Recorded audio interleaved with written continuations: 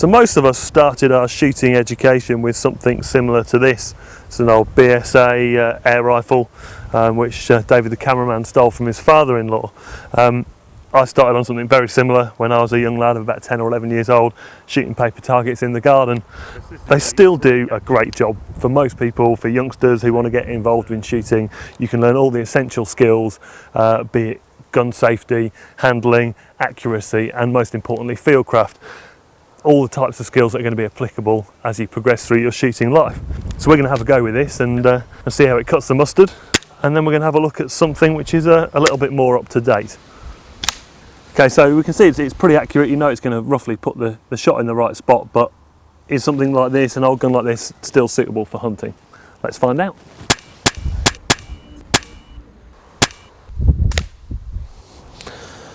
You can see our rabbit has an entry and an exit wound. So certainly at very, very close range you've got something which is potentially killing. But of course we're operating here at just a few yards. To be realistic, you need a weapon that's going to be able to kill at 20 to 30 yards. Otherwise you're going to be putting such a demand on your fieldcraft to get really, really close to the animal. So then we're going to try a few more shots at slightly longer ranges with the Springer, and then we're going to move on to something a bit more modern and see how that goes. Yeah. Even if I can hold steady, which with these travel sticks I can, don't really know how accurate this gun's being at this range, and this I would say is a kind of bare minimum to be wanting to produce a fatal shot in the field.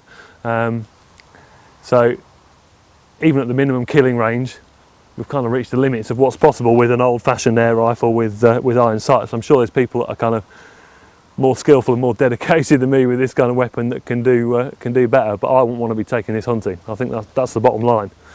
So I think it's time to move on to something a little bit more potent and see what 21st century air gunning is all about. So Sporting Shooter actually shares an office with a couple of the top airgun magazines, Airgun World and Air Gunner. So I thought it'd be prudent to ask the advice of the experts on those magazines and see what they would recommend as a top modern hunting air rifle. So I chatted through and said, I wanted to compare an old-fashioned air rifle with a new one and what would they recommend. And I can honestly say that when this particular piece of kit turned up, I was really surprised. This is the Air Arms S410F. Bit of a mouthful. What it is a very, very smart ultra carbine, pre-charged pneumatic, multi-shot repeating hunting rifle. Bolt action, 10-shot magazine, floating barrel, telescopic sight. It has got everything that my 3,000 pound centerfire hunting rifle's got. Really, really smart, ambidextrous stock. The bolt's available in left hand or right hand, so it's suitable for cack-handers such as myself. Apparently this is the state of the art. And we're going to give it a go and see how it shapes up to that old BSA. Okay, so we're back in position where we were last with the old BSA, or about 20 yards from the target. I'm just going to put a few shots through and see where we're at. We've loaded the magazine. All I now have to do is cycle the bolt. That will then, it's kind of a rotary style magazine, so it will keep loading as I go along. We have a certain amount of charge. This is the air cylinder here, and it holds enough charge for I think about 60 shots at 12 foot-pounds, which is the legal limit. You can see underneath there is there's a gauge that tells you the pressure of the cylinder. I've shot this for a couple of days and had a bit of a play with it, and I've only used half a charge. It was up at just under 200 bar. It's now down to 100 bar.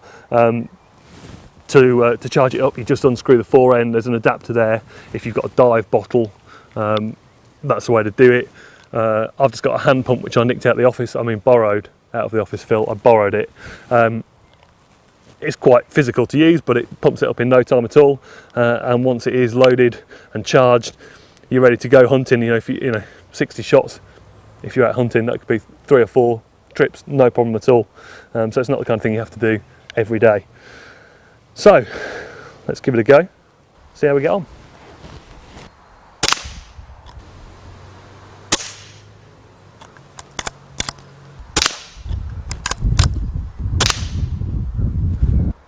Okay, so just put a few quick shots through there, and the old orange rabbit has taken a bit of a pounding, to be honest.